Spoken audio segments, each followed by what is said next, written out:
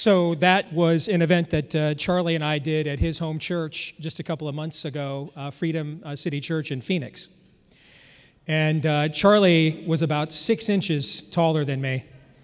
And as we're getting ready to go on the stage, the music starts. He's going to come out and introduce me, and he leans down into my ear, and he says these words, "Go hard."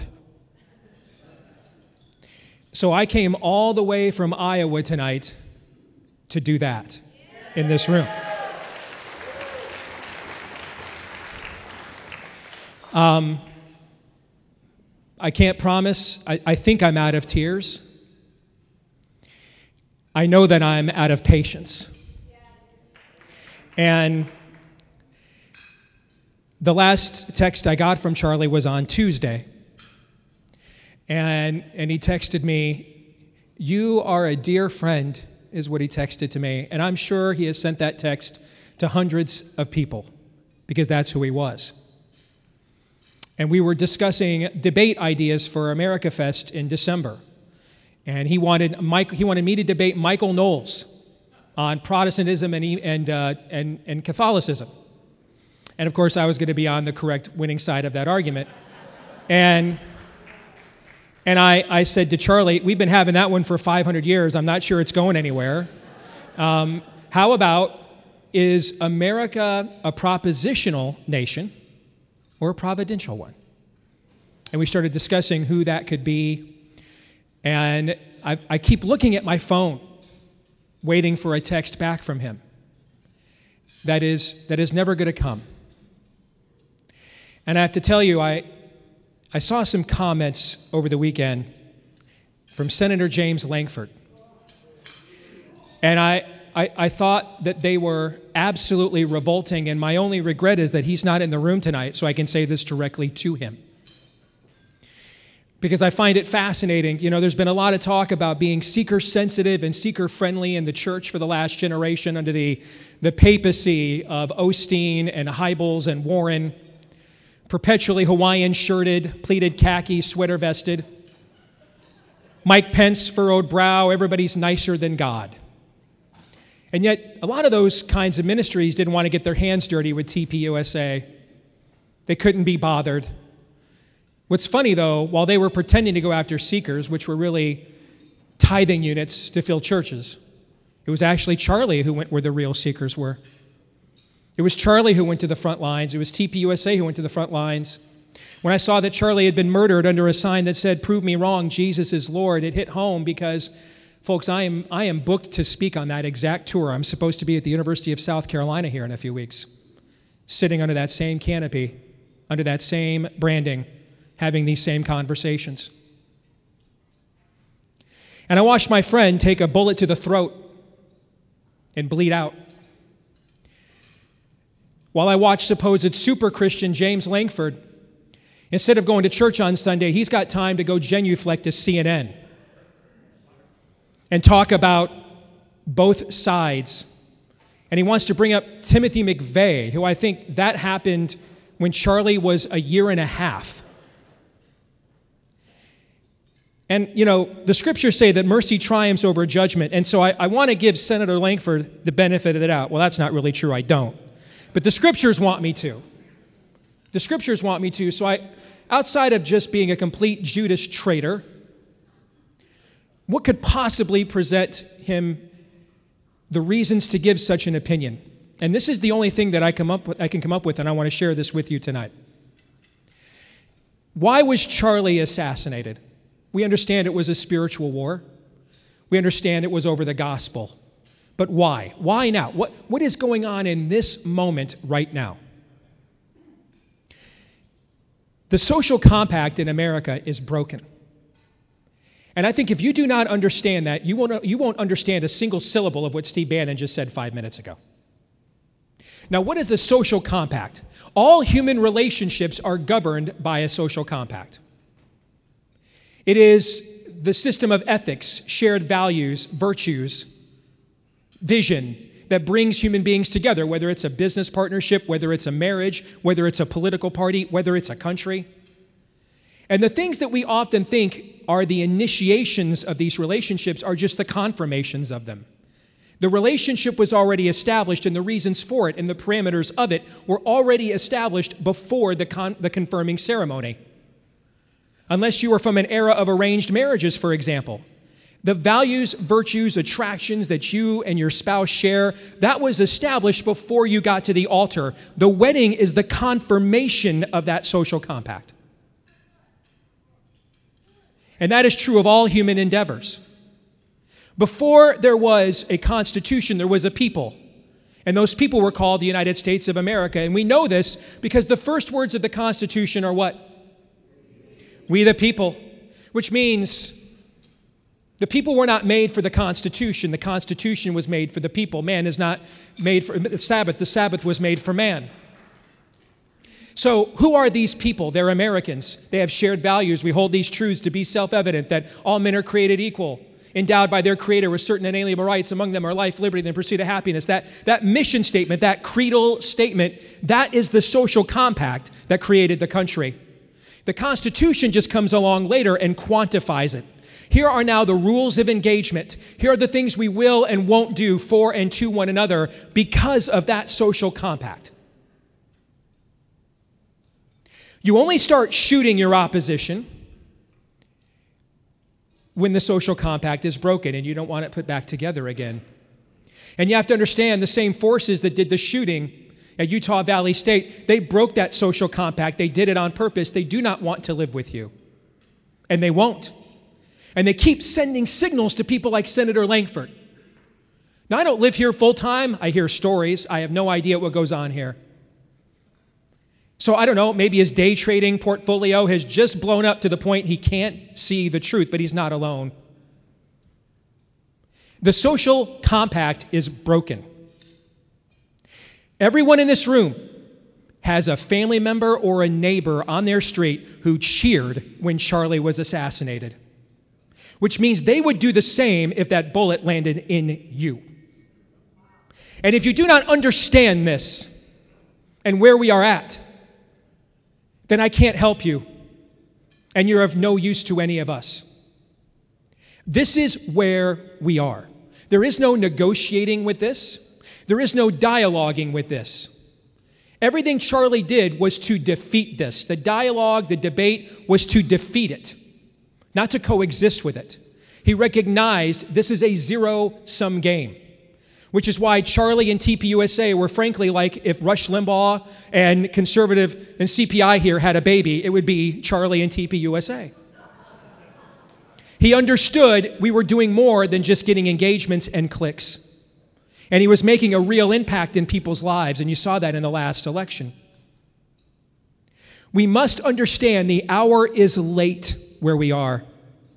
My buddy Scott Rasmussen has a poll out today that shows 15% of Americans think that the country is better off that Charlie Kirk was assassinated.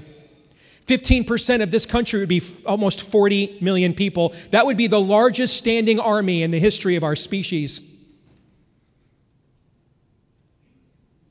Do we know what time it is? You know, there's been a lot of talk about that here on the right the last few years. Conferences held in places like D.C. debating the question, do we know what time it is?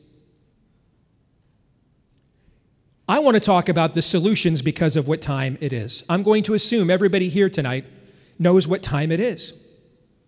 So then what do we do? There are three things we have to accomplish. Three things we have to accomplish, or I fear Antietam is next. Because I don't think the forces that we are up against are going to stop. They're just getting started. Number one, forgive me, I'm a Bible worldview guy. I'm a biblical worldview guy. It's my prime directive. So I'm going to start there. The scriptures say the only reason God permits government on this earth is to be an avenging angel, a sword of righteousness against evil. The people in this room who hold elected office and the ones who are not, you must punish evil. You must punish it. You must.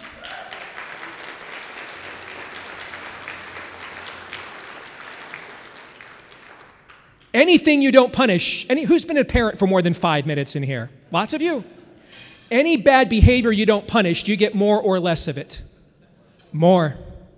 Much more. And I don't want to hear, well, look what I'll do to us when they have power. They've already done it all. They're all going to do it all over again. 2005 called, and it wants its talking points back. That's not where we are right now. My friend's body is cold to testify to that truth. That's not where we are. We have to punish evil. It cannot just be, we'll get him the next election, we'll get him the next Supreme Court opinion, because that's what our founders wanted. A country completely determined by the whims of 9 unelected lifetime appointed officials. That's exactly what it seemed like they were rebelling against. It was. So why are we going by that system? Use the power that we have, punish evil. A literal invasion was allowed into this country. Who's gone to prison for it? The people that did that invasion lied, the greatest lie in the history of Americana, that the president wasn't incompetent. Who was running the country? Who's gone to prison for this? Who's been referred to prosecution? Who's been arrested? I don't know what you guys talk about in D.C., but I can tell you in Des Moines, and when I go speak for tpusa in California, I'm going to go to Boise later this week. I'm going to hear the same thing, coast to coast, all over the country. What they want to see is punishments. That's what they want to see. We have to punish evil. If we don't punish evil, there will be more evil, I promise you. Number 2, we have a social contagion, and I'm not talking about trannyism. Everybody in this room already knows about that. But this is actually worse. I will call it political sadism. The idea that I get sadistic pleasure, I fetishize it, it's a kink for me. I get off on watching the physical suffering and debasement of people. And that's what TikTok has essentially been for the last 5 days. The number 1 visited app by your children and grandchildren on this planet. Where do you think the enemies of freedom and liberty, let alone the real enemy, where do you think they think we are, and how comfortable do you think they are in that position that now the stuff that was left for Marx was right 14 on a discus page at MSNBC.com's comment sections a decade ago? Now teachers, nurses, public officials, financial advisors just post this stuff under their names, and they're proud to do it. Where do you think we are? Because I promise you, it's much later on the clock than James Langford thinks it is. Much later. It's very late if we're this comfortable. Think of a marriage. There are stages of its dissolution. Maybe at first, when things go wrong, maybe we can put it back together again. So there are certain things you don't say about the other party, even in counseling. Because you know if you say some of these things, even if you're thinking them, they're like red lines. Places where if I say this, there's no going back. That essentially pronounces this marriage is over. That's what they're doing now. It's like a macabre carnival of ghouls, fetishizing, turning the death of, I think, our best general into a kink that they cannot wait to satiate and rub it in your faces and share with others. It's late, folks. It is late. What we need to do to this social contagion of political sadism, because this will ruin us quicker than anything else will. Injecting this much toxicity and venom into the water table, that stuff gets granular and molecular real quick. I can't tell you how many emails I am getting from people. I had no idea Aunt so-and-so thought like this. What do they think of me? I had no idea what Uncle so-and-so, that he thought like this. What does he think of me? I had no idea my sister thought like this. What does she think of me? Hey, if you unfortunately have a heart attack while wearing anything with tpusa swag on it and you go to the hospital, are you confident Nurse Ratchet, who was happy to get on TikTok, and lose herself like Eminem over Charlie's Assassination? You confident she's going to overlook that swag and treat you with the Hippocratic Oath? Because that was the same nurse that said you should lose your job for not taking a toxic genetic serum everybody knows never worked. The hour is late. We have to publicly shame this out of existence. That's the only antidote. And I don't want to hear, well, Steve, that sounds like cancer culture to me. That's the best Lindsey Graham impression I have. Forgive me. I don't know about the rest of you, but I kind of like cancel culture when my side's doing the canceling. Maybe that's just me. And I kind of like civil wars when my side wins and the other side loses. But you know, in 1935, people would have been offended if we just started bombing German cities. How come we weren't offended by it in 1945? Prior to the great European migration of the early 20th century, other than Anglo, the number one descendancy of an American citizen would have been German. So what changed? In 1935, we weren't at war with Germany. In 1945, we were. So the rules of engagement changed. The terminology changed. We are, as Mr. Bannon said, we are at war. So we're out of, ain't no fun when the rabbits got the gun. We're out of, look what they'll do to us if we do this to them. We have to do this in return because they're already doing all those things to us right now. This stuff has to be shunned. There should be a graveyard of lost jobs, lost careers. The social stigma to this should be overwhelming. No one would dare go on their Facebook page and say, hey, look at the cross I just burned in my black neighbor's backyard. No one would do that because the social cost, rightfully, for doing such a thing would cost them everything they value as an American. No one would say, here's my NAMBLA membership, and let me show you the catalog of the children that I abused. No one would do that, because they would know the social cost of doing so would be so overwhelming they'd lose their place as an American. That's what we must do to this political sadism. It cannot be permitted to see the light of day at all.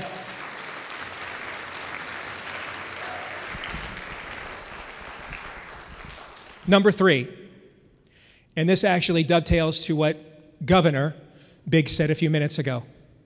Our red states have to be every bit as red as the blue states are blue.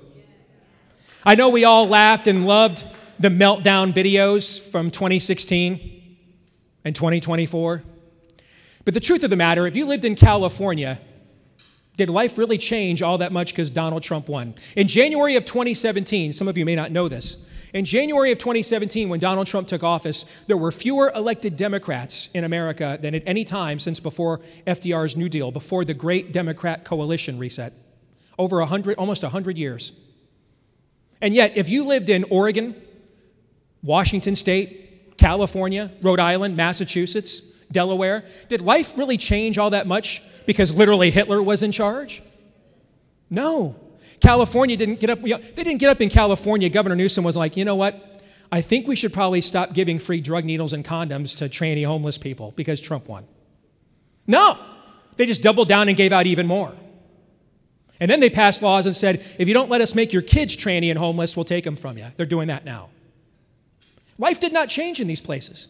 They have complete and total control of the governing infrastructure there, of the policy making there. That is what we need to do to our red states. It needs to be inconceivable that they could propose these policies in the places where we have total control. There are states in this union like Wyoming, Idaho, that have so few Democrats in the legislature, when they see one on the street, they call 911. They don't know who this is, all right? Why aren't those places our Californias and Massachusetts? Why aren't they? That is on us. And here's the other thing you'll do too. The Miami Herald was running a slate of stories last year about a bunch of progressives that moved to Florida because they wanted low-tax socialism, and the culture there has become so conservative by governing order, they're leaving. And the Miami Herald said, this is what Ron DeSantis intended. I know. Yes, that's exactly right. Leave. You're not going to move here because Google gave you a job and come here and vote communism and cultural Marxism into my state. No, you're not doing that. There's more to life than a balance sheet, and part of that calculus needs to be the moral one. And our red states should be absolutely as red. Texas, for example, Why are you power sharing with Democrats for reasons only literally Allah knows? This would never happen on the other foot. And it shouldn't be happening on our foot like ever. Lyndon Johnson once famously said that power is where power goes. We are not a nation of laws, and we never have been. We're a nation of political will, and we always will be. Do not quote laws to men with guns, trannies with rifles, bloggers with TikTok accounts. They only recognize and respect power, because the worldview we're up against is driven by two things: power and control. The only way you will defeat it is to strip them of said power and control, and then use the power you've taken from them against them so they then later on cannot use it against you. We're at the state of our cold civil war right now that the Cold War was in when Ronald Reagan took office. Reagan took office and did an arms race because we were so soft for 2 decades in the face of Soviet communism that crazies in the Kremlin were really beginning to believe they could win a nuclear war. And so we needed to reestablish this term, deterrent. And what was the deterrent going to be? Mutually assured destruction. Do not launch on us, we will launch on you. All a nuclear war will grant you as a radioactive anthill. Your objectives for dominionism will not be met by pushing that button, because we'll push it back. We have to immediately establish that mutually assured destruction deterrent. We have to. If we don't, I'm telling you right now, we're going to bury more we won't bury any more Charlie Kirks because there's nobody like him. The void he has left is immeasurable. But we're going to bury more of us because they're unbowed.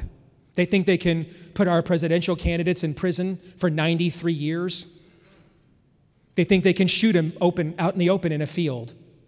They think they can somehow glean a presidential candidate's private schedule that wasn't publicized on where he's going to golf on a Sunday and shoot him right there on the golf course. That's what they think. They think they can take over your school boards with people who literally have nose rings, more face tats than Mike Tyson, and Joseph's Technicolor Dreamcoat for hair, and teach them you're not really a boy and you're not really a girl, and you should mutilate yourself and tinker with the most intimate parts of your anatomy and the most intimate parts of your humanity, your very imago Dei, to feel good, and we'll help you do it without your parents knowing. And then if your parents find out and don't want that, we'll just take them away. We'll take you away from them. That is what we are up against. This stuff is demonic. So power is going to be wielded.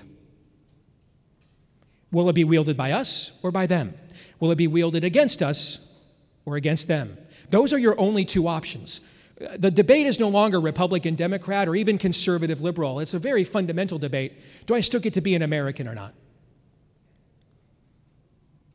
In a rural place like Iowa, do I own this land just until some corporate globalist interest decides they want it instead, and they can just take my multi-century family farm away from me and turn it into a data center? Is it really my heritage or my culture that we get to preserve? Why are we the only culture on earth that doesn't get to have a heritage and pass it down? And instead, why do I have to import the third world into my country against my will? These are fundamental questions, far more incendiary than the ones our founding fathers revolted over. And this is now our Tuesday. If we do not do the kinds of things I just suggested and use the power that we have been given, that biblically you are permitted to use by the being that everyone in the sound of my voice will face for judgment and give an account of their own lives to one day, has permitted and granted you. That's what that whole "so help me God" thing means. He's permitted and granted it to you to use. If the godly do not use it, I promise you the godless will, and they are. I know a lot of you have been in this fight for longer than I have been. And maybe you're tired and maybe you're weary. I want to leave you with some encouragement, which is a weird thing to say after the last 15 to 20 minutes. But I want you to think of, if it weren't for the fact that his 2 little children are going to have an empty seat where their daddy used to sit at church on Sundays, Charlie could not have picked a better way to go out. My kids are grown, out of the house. Surprisingly, none of them hate me. So that's good. And I've already told tpusa I'm in and I'll do more dates. It would be an honor. I'm 52. I've been successful. God's been great to me. I've gotten to write best-selling books. I got to produce a movie. My kids will be well taken care of. I can't think of I'd rather go out like that than my wife changing my diaper in 25 years. So I'm in. But think about how you want to go out. Think about what your last lap around the track here is going to be. Don't waste any ammo. Can't take it with you. Don't sentence your children and grandchildren to have to settle these disputes in unpeaceable means because we weren't aggressive enough to defend them with the peaceable means we still have. Don't you dare do that to them. Think long and hard about how I'm going to maximize this time. And here's the goal. Here is the goal at the end. You want your children and grandchildren to be able to say about you when you're in the box. What Paul says to his spiritual son Timothy as he is about to go into the box after he gets beheaded by Nero. And he says, my life has been poured out as a drink offering, meaning I've emptied myself out. There's nothing left. Most of the human body is fluid. It's gone. It's drained. There's nothing left. I gave it all for the gospel, Paul says. That's what that means. It's been poured out. I have fought the good fight. I've kept the faith, and I've finished the race. At 31 years old and change, Charlie Kirk could say that and look his Lord in the eye saying so, which is why I am confident the next words he heard after that bullet ripped through his neck were, well done, good and faithful servant. And I want everyone in this room to hear those words at the end too. I don't want anyone in this room to have to look down at the ground and shuffle their feet and say, well, I had one more, I had one more Jim Langford to pull. I had one more genuflection to demonic corporate media who would hand this country over to the gates of hell if it could. I had one more genuflection on a Sunday morning to them I had to do. I had one more donor I had to that thought I was too radical. I had one more relationship I didn't want to lose. Go hard. Thank you.